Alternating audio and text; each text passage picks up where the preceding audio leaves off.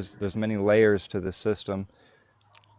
It's not just the body isn't the only filtration system.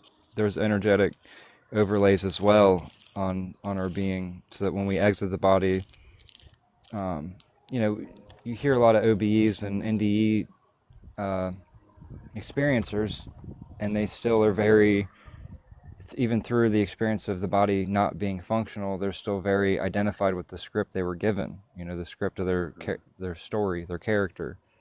You know what they are not, right? And that's what seems to be the intent of those entities that they encounter, is to keep them identified with that, so that they are more easily recontained, whether it's back in that same body or into their next body. A lot of it seems like grooming to prepare for you know, reintegration with another body that, again, we didn't create. You know, even if we originally created avatars similar to these are not our creation at this point. You know, we wouldn't create intentionally a body that would decay and suffer and go through hellacious life scripts over and over again. Maybe to do it once would be one thing, but to do it hundreds of thousands of times, that's just, there's no learning curve there. There's nothing to learn or grow from having the same experience, getting memory wiped, and then going and doing it again. It doesn't make any logical sense that we would intend that to be a part of this creation. It seems like an exploit. That's a great point. That's a great point. But a lot of that stuff, the out of body experience, you actually deal with sleep paralysis. You ever tried the meditations on enlightenment or lucid dreaming or remote viewing or astral projection? Yeah, that's actually, that's another great point I was gonna say. The first thing people experience right before leaving their body is that, you know, feeling of a presence, that something's in the room with you, a shadow figure, something on top of you. You know, I've heard it go even further. But, you know, what do you perceive that is? Is that your own figment of your imagination, your instilled fears through watching programming and things of that nature? Or do you think those things are kind of like what we were talking about earlier with the radio waves? We may not see them while we're in our waking state, but when we're in, you know, sleep paralysis state or about to leave the body, those are more perceivable, and those things may be trying to scare us back into the body. Yeah, it's the personal prison guard. It's your personal archon. Everyone has an archon, and they mistakenly call it their ego, but it's actually a completely separate intelligence that's only there to mimic and mask the true intelligence within that body, so that it's easily controlled.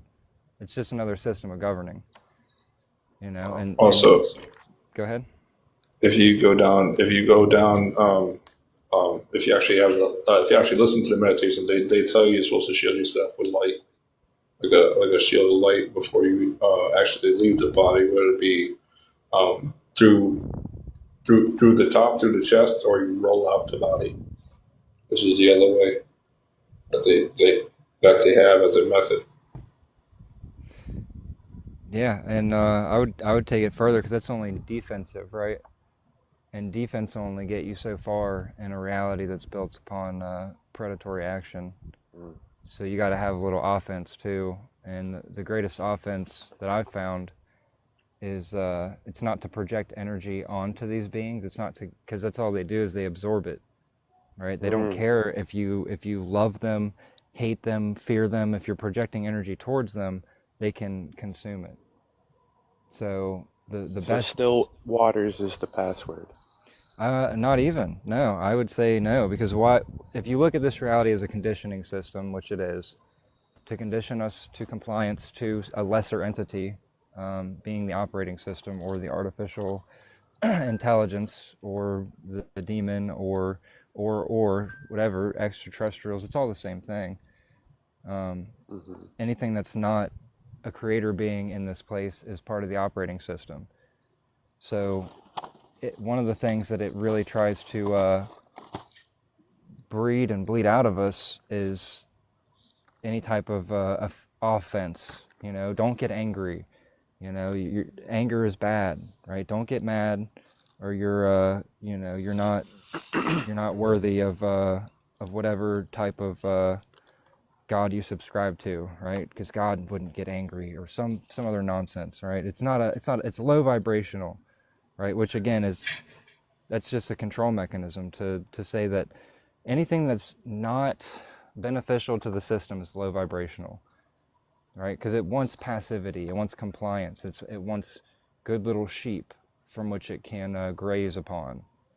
So to me, one of the best things you can do to actually push through fear, especially when that fear is being projected in a out of body or maybe even a transitional experience, is to have full access to first recognition, right, of what is objectively correct and incorrect action, right? And the only incorrect action in all of creation is just theft, stealing someone else's energy, or it's, you know, whatever form of that, through lying, manipulation, stealing their right to correct information, to make actual free will decisions, because free will is based upon all information being given.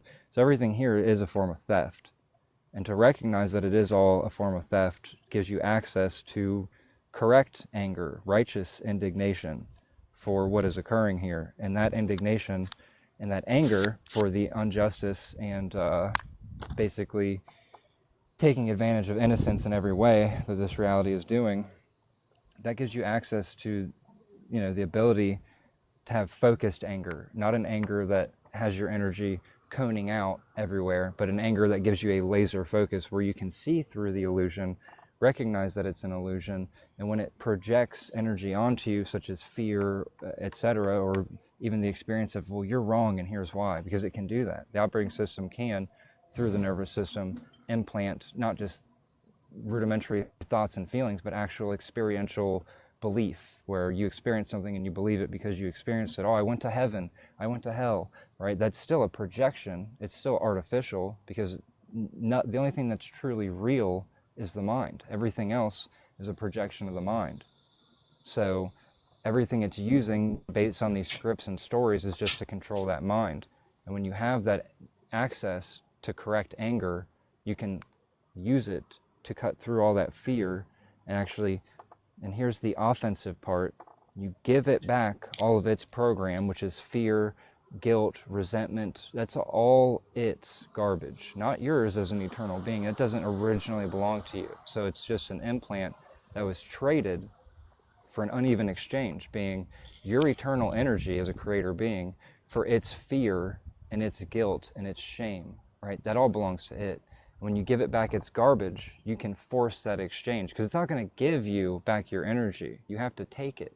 You have to force the garbage out of the avatar, force the garbage out of the mind, and then take back the energy. Because it's never going to say, oh, you figured me out, right? Oh, you figured out the scheme here. Well, here you go. Here's your stuff back. Here's your energy back. Here's your eternity back. It won't do that. It's going to hold on with everything that it's got, because it knows that if the whole curtain falls and everyone takes their energy back and realizes who they really are and what this thing really is, it ceases to exist at all. And as anything sentient, it is self-preserving and will do whatever it takes. You look at this reality, it has no morality, it has no empathy, it has no ethics. Its only objective is to contain and consume the energy of us eternally, for its stolen eternity. That's it. That's the only thing that it's here to do. It doesn't care how it has to do it. It doesn't care what it does to children. If it benefits it, it's going to do it. That's why so many of us go through great trauma at a young age, because that's where it implants.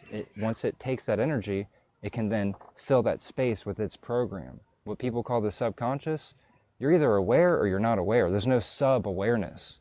So the subconscious, again, is part of that archon, that ego. It's just a sentient program that's there to act as our prison guard throughout our life, implant thoughts and feelings to keep us on the script, right? Oh, I feel bad about that. Oh, I shouldn't do that. I'm scared to do that. What are they going to think of me? That's all it, right?